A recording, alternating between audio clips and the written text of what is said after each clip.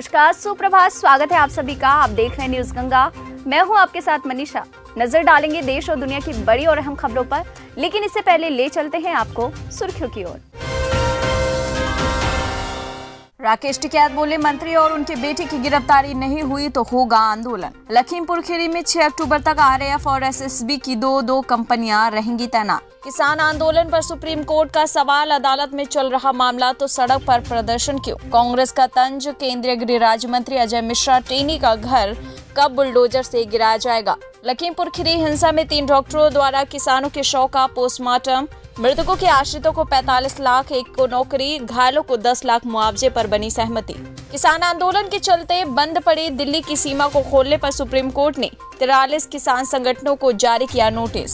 Corona से मौत पर हर पीड़ित परिवार को मिलेगा 50,000 का मुआवजा। केंद्र की बात पर सुप्रीम कोर्ट ने लगाई मुहर। उत्तराखंड में कोविड कर्फ्यू 19 अक्टूबर तक बढ़ा, फिलहाल कोई रियायत नहीं। महाराष्ट्र के अहमदनगर जिले के 61 गाँव में फिर से लगा लॉकडाउन। 4 अक्टूबर से 13 अक्टूबर तक सब बंद। और आर्यन ने बीते 4 साल से ड्रग लेने की बात की कबूल, तो वकील सतीश मान शिंदे ने कहा आर्यन खान स्पेशल गेस्ट थे, उनके पास कुछ नहीं मिला। किसान आंदोलन पर सुप्रीम कोर्ट का सवाल कि अदालत में चल रहा मामला तो सड़क पर प्रदर्शन क्यों? सुप्रीम कोर्ट ने राकेश टिकैत और योगेंद्र यादव समेत 43 किसान नेताओं और संगठनों को नोटिस भी जारी किया। केंद्रीय गृह मंत्रालय के आदेश के अनुसार उत्तर प्रदेश के लखीमपुर खीरी में आरएएफ और एसएसबी की दो कंपनियों की तैनाती 6 अक्टूबर तक रहेगी। लखीमपुर खीरी में हिंसा के बाद पूरा यूपी इस वक्त राजनीति का अखाड़ा बना हुआ है। विपक्षी नेता लखीमपुर जाकर किसानों से मिलना चाहते थे, लेकिन प्रशासन सख्त रही। रोके जाने पर अखिलेश यादव, प्रियंका गांधी, शिवपाल यादव, सिद्धू सहित तमाम नेताओं को हिरासत में भी लिया गया।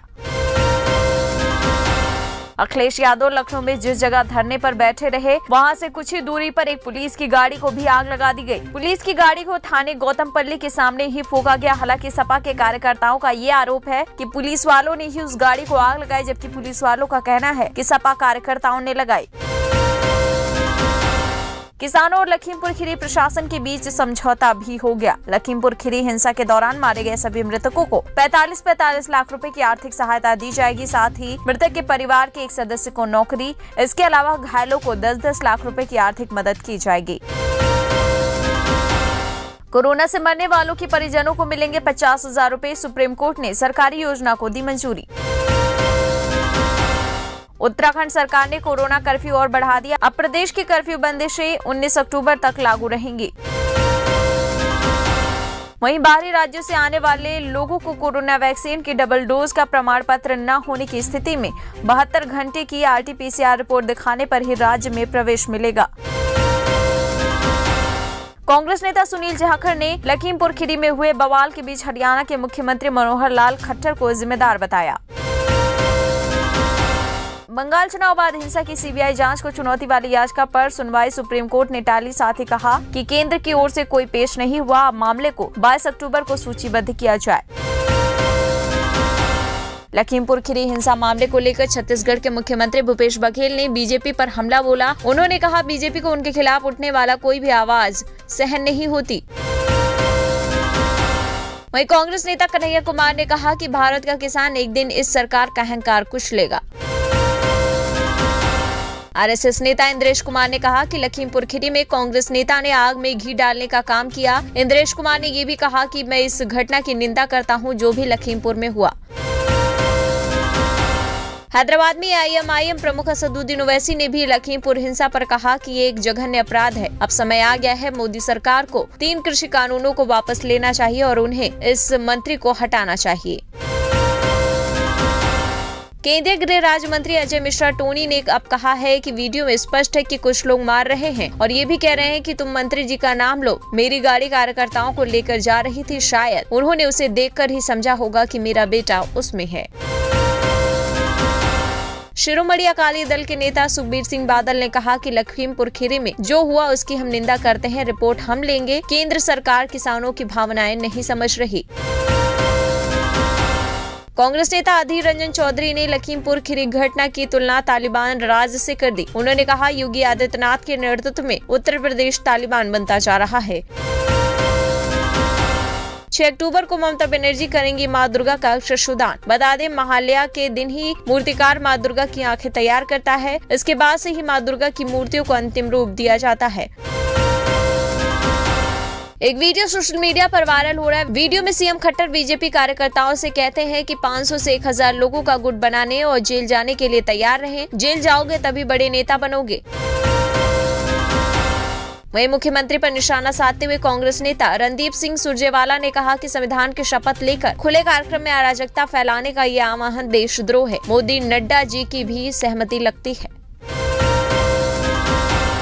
महाराष्ट्र के अहमदनगर जिले के 61 गांव में फिर से लगा लॉकडाउन। 4 अक्टूबर से 13 अक्टूबर तक सब बंद। बता दें, अति आवश्यक सेवाओं से जुड़े सामानों की दुकानों को छोड़कर सभी दुकानें बंद रहेंगी।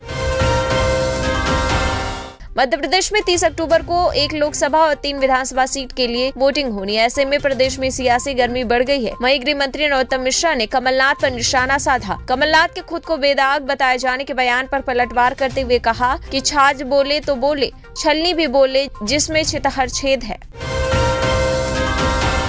लखीमपुर हिंसा पर दिल्ली के डिप्टी सीएम मनीष सिसोदिया ने यूपी की योगी सरकार और केंद्र की नरेंद्र मोदी सरकार पर हमला बोला। कहा, जो हुआ ये बताता है कि योगी सरकार वहां सरकार नहीं चला पा रही, जंगल राज चला रही है। उधर सीएम केजरीवाल ने दावा किया है कि केंद्र और पड़ोसी राज्यों ने किसानों द्वारा पराली जलाए जाने को रोकने के लिए कुछ किया ही नहीं। प्रदूषण से निपटने के लिए दिल्ली सरकार ने 10 कदम उठाए। केजरीवाल ने बताया एक्शन प्लान।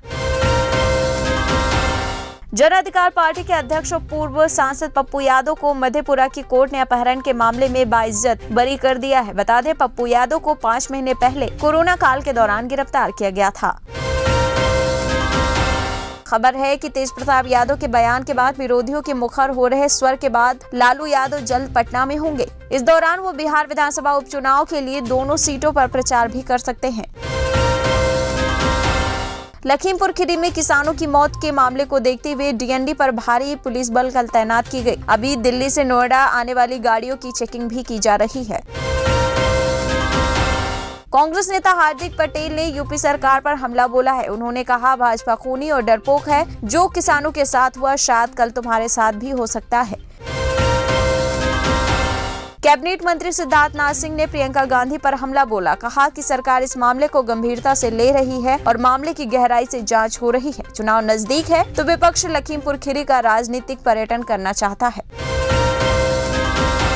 संयुक्त किसान मोर्चा ने राष्ट्रपति रामनाथ कोविंद को पत्र लिखा। इसमें गृह राज्य मंत्री अजय मिश्रा को हटाने, आशीष मिश्रा पर 302 के तहत हत्या का केस दर्ज कराने, जांच के लिए एसआईटी के गठन की मांग की गई है।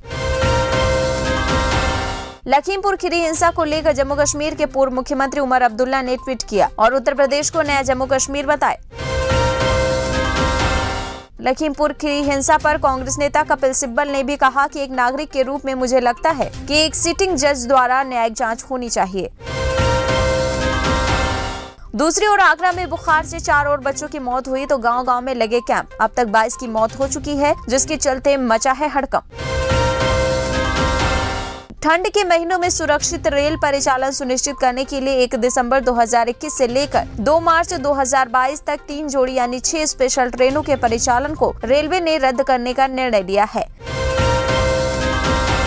दिल्ली पुलिस की स्पेशल सेल ने जितेंद्र उर्फ गोगी, लॉरेंस बिश्नोई और अशोक प्रधान गिरोह के 4 शूटरों को गिरफ्तार कर लिया है, जबकि 2 फरार बताए जा रहे हैं। वहीं पुलिस का कहना है कि ये चारों टिल्लू की हत्या करने आए थे।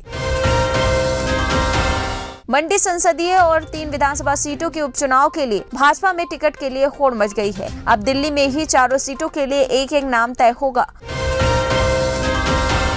जम्मू कश्मीर की पूर्व मुख्यमंत्री महबूबा मुफ्ती ने कहा, जहां कहीं भी मानवाधिकारों और गरिमा को रौंदा जाता है, वहां धारा 144 से लागू करना भारत सरकार का पसंदीदा काम है। कांग्रेस नेता अरुण यादव अब नहीं लड़ेंगे खंडवा उपचुनाव, पारिवारिक वजहों का दिया हवाला। हिमाचल प्रदेश में अब मंदिरों, शक्तिपीठों का चढ़ावा सिर्फ हिंदू धर्म मानने वाले लोगों पर ही खर्च होगा। वहीं मंदिर की सुरक्षा और अन्य विभागों में भी कर्मचारी सिर्फ हिंदू ही होंगे।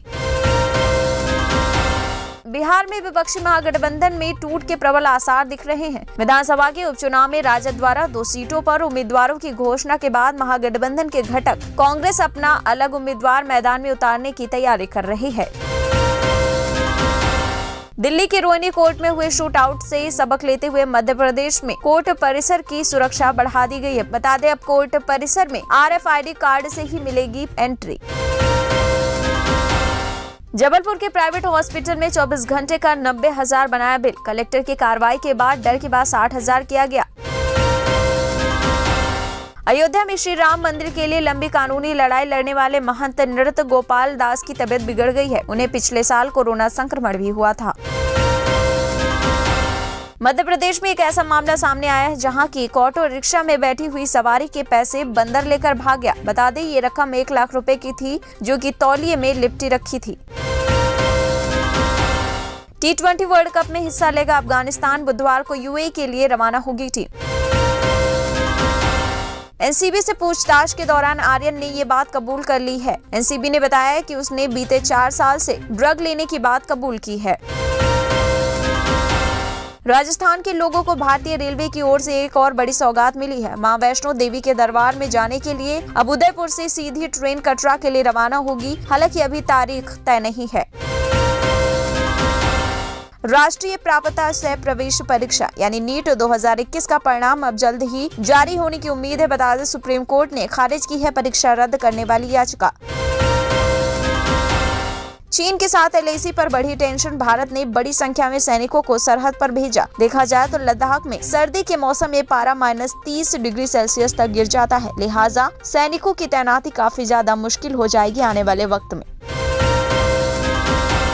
और हाल ही में अमेरिका के एक अमेरिकी सिंगर शॉन राइडर ने अपने ही देश की सरकार पर आरोप लगाया है कि वो एलियंस के बारे में सब कुछ जानती है। कहा कि एलियन से मिली हुई है उनकी सरकार सालों से शेयर कर रही है टेक्नोलॉजी। ये तो थी देश और दुनिया की बड़ी और ताज़ा खबरें। ऐसे ही ताज़ा तरीन अहम खबरों को सुनने के लिए तुरंत सब्सक्राइब कर लीजिए हमारा चैनल न्यूज़ गंगा। साथ ही आपकी कोई राय, सजेशन या सुझाव हो तो वो भी आप हमें कमेंट बॉक्स में टाइप कर सकते हैं। बने रहिए हमारे चैनल न्यूज़ गंगा के साथ। दीजिए इजाजत। नमस्कार।